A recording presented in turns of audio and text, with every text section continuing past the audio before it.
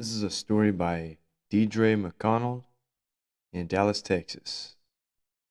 I stare at the pictures of my 6 kids who I haven't heard from in 6 months. I think back to being free before my parole was revoked and how I worked 3 jobs making sure I took care of my business. Even being a single mom, I was praised by all of my loved ones for how progressive, productive, and positive my life had become. I was proud to finally be a part of the family, not the one with whom others avoided making eye contact out of shame. I was loved. But an unfortunate thing caused my slip up and revoked my parole. It started with my brother's death. Once the cuffs were on me and I used my free phone call in the county jail to tell everyone what happened, from then on, I just quickly faded to the backs of everyone's minds and the bottom of their list of people who were important. I cried for my 2 month and 13-month-old babies, for my 4, 13, 18, and 20-year-olds. I was curious whether at least once or twice the babies wondered, where's my mommy? Where's that familiar face, touch, and smell? Did their hearts ache as much as mine did, even though they had the abounding, plentiful love of family to care for them? Has their memory of me faded? After all, I've now been gone longer than one of them has been alive.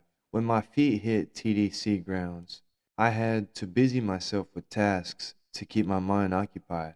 I hoped that distraction would trump loneliness. Eventually, my name finally reached the top of the vocational list.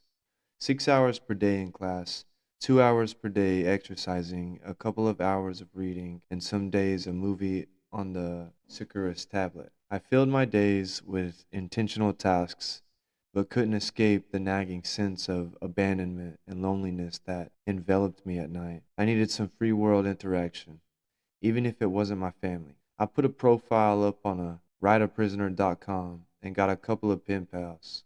I e-messaged every contact on my tablet. It didn't help that TDC no longer allows paper mail. Ever since they redirected our mail to a Securus scan facility, the mail has been 3 months late. The founder of Prison Writers replied to my e-message, where I spilled my soul out about how lonely I was and invited me to write about it. It reminded me of how writing was an outlet and how creating a well-communicated, articulate article brings with it a sense of accomplishment and distraction from how alone I'd felt. How could I have forgotten this? After all, I have 7 books published and many newspaper and magazine articles.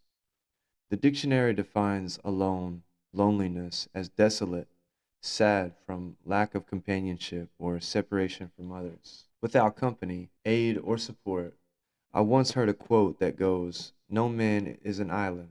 It got me thinking that the quote, meaning we're never alone, contradicted the definition, pretty much obliterating the notion of loneliness altogether.